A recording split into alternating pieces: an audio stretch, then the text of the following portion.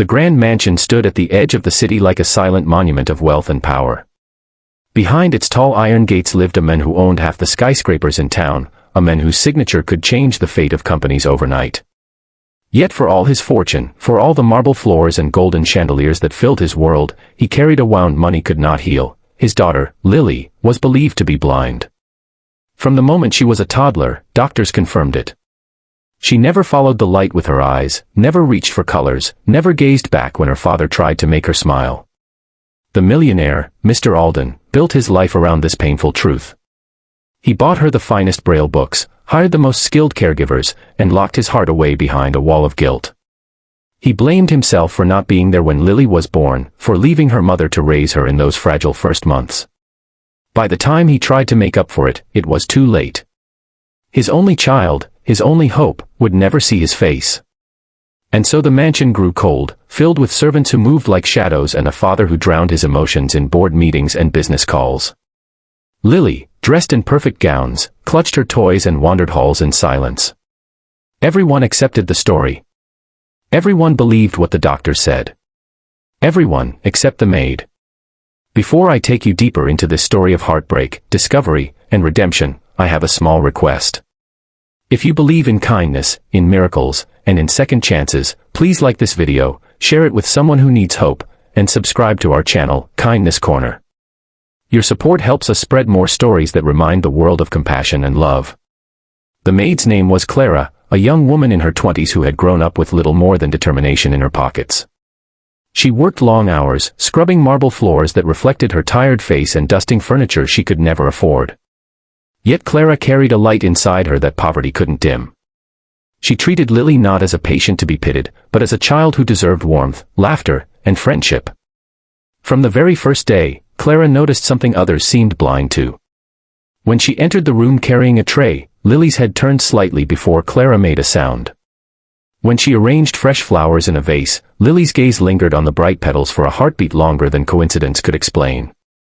And once, when Clara accidentally dropped a shimmering hairpin on the carpet, Lily's eyes flickered down as though following its sparkle.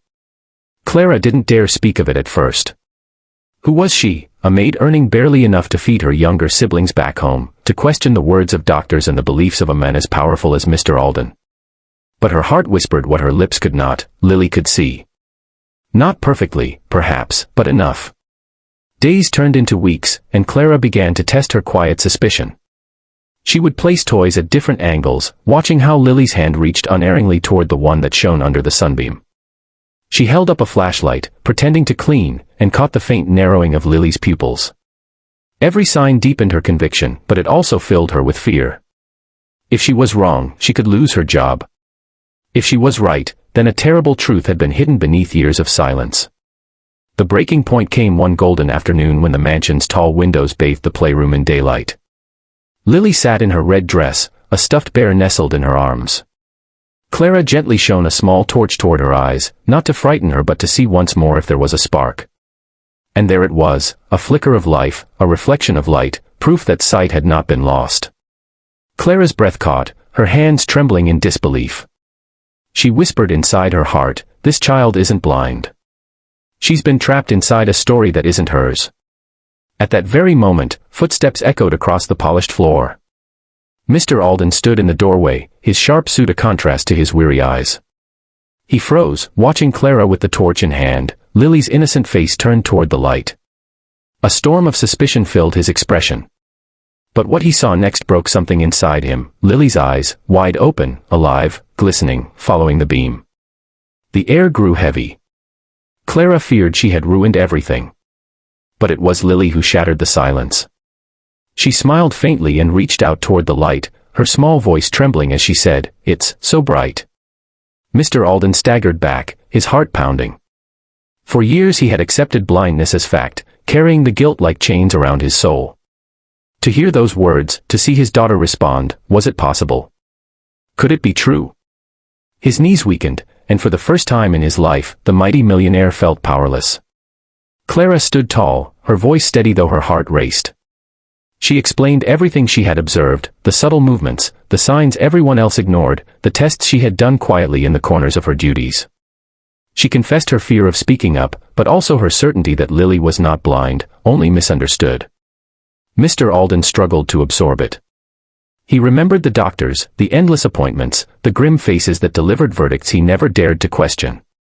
How could a maid, with no medical training, see what none of them did?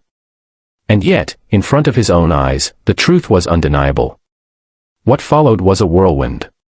Specialists were summoned, not the ones who had dismissed Lily before but new voices willing to look again. Tests were run, lights shone, patterns drawn, and slowly the reality unfolded. Lily suffered from a rare condition that limited her vision but did not take it away entirely. With therapy, patience, and the right treatment, her sight could grow stronger. Mr. Alden wept in private chambers where no one could see him. For years he had believed his daughter lived in darkness, and in his silent sorrow he had distanced himself, afraid to cause her more pain. But all along, she had been waiting for him to notice, to reach out, to believe. And it was not the wealth of empires that gave her a chance at life, but the compassion of a maid who refused to ignore the truth. As weeks turned into months, Lily's progress bloomed like spring after a long winter. She began to notice colors, the blue of her teddy bear, the green of the garden leaves, the gold of sunlight dancing on the floor. Mr. Alden devoted himself to being present, reading picture books with her, guiding her hands as she painted messy rainbows, laughing when she pointed out the sparkle of his cufflinks. But most of all, he could not forget Clara. Her courage had rewritten his daughter's destiny. He offered her riches, promotions, anything she desired. Clara, humble as ever, asked only that Lily be given love and time, the things money could never buy. She continued working in the mansion, not for the salary but for the bond she had built with the little girl whose world was opening day by day. The story of Lily spread quietly among neighbors, then across the city. It became a tale whispered in markets and coffee shops, how a billionaire's daughter, once thought blind, was saved by the heart of a servant girl. People found hope in it, a reminder that truth often hides in unexpected places, and that kindness has the power to change lives more than wealth ever could. For Mr. Alden, the transformation was profound. He no longer measured his worth by the contracts he signed or the buildings that bore his name, but by the light in his daughter's eyes when she ran to hug him after a day of therapy. He no longer sat alone in boardrooms, he knelt on playroom rugs, building castles of blocks with Lily and Clara. The mansion, once silent, now rang with laughter, with music, with the simple joy of a child discovering the world she had been told she could never see. And Clara, though she never sought recognition, became the quiet hero of their story.